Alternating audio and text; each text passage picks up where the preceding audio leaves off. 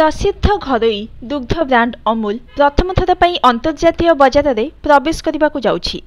अमेरिकार लोकंकु अमूल एहार उत्पादर स्वाद प्रदान करने को प्रस्तुत हेउछि। अमूल चलाउथबा Gujarat cooperative milk marketing federation रो एमडी जयन मेहटा कहिसंती जे अमूल अमेरिका रे एहार दुग्ध उत्पादन लॉन्च करिवो।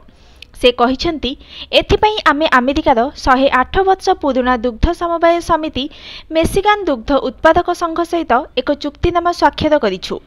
मार्च 20 रे डेट्रॉइट रे सेमानकर वार्षिक बैठक रे एहा घोषणा करा जायथिला।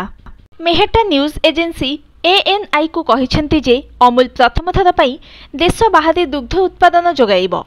अमेरिकार बाजार आम पई बेस गुरुत्वपूर्ण। अमेरिका रे भारतीय एवं एसीय लोकंकर संख्या मध्य बहुत अधिक। से कहिसंती जे निकट रे आयोजित होइतिबा सुवर्ण जयंती उत्सव रे प्रधानमंत्री नरेंद्र मोदी देइतिबा लक्ष्य अनुसार ब्रांड को विस्तार करी सर्वबृहत दुग्ध कंपनी करने अमूल आशा रखिछि। सुवर्ण जयंती उत्सव रे उपस्थित लोकंकु संबोधित करी प्रधानमंत्री कहिथिले जे 50 वर्ष पूर्वे गुजरात कृषक माने लगाइथिबा एक चारा वर्तमान एक विराट गछरे परिणत होइछि। अमूल द्वारा उत्पादित द्रव्य विश्वर 50 रु अधिक देश को रप्तानी हुए। यह अधीन 18,000 रु अधिक दुग्ध समवाय समिति एवं 36,000 रु अधिक चाषींकर नेटवर्क रही। एही नेटवर्क प्रतिदिन 3.5 कोटी लिटर रु अधिक क्षीर प्रक्रियाकरण करिथाए। विश्व में दुग्ध उत्पादन में भारतर अवदान प्राय 21%। यह ध्यान देवा जरूरी जे 1950 एवं 1960 दशक में भारतर दुग्ध क्षेत्र अवस्था संपूर्ण भिन्न थिला। सेही समय रे भारत में दुग्धर अभाव थिला।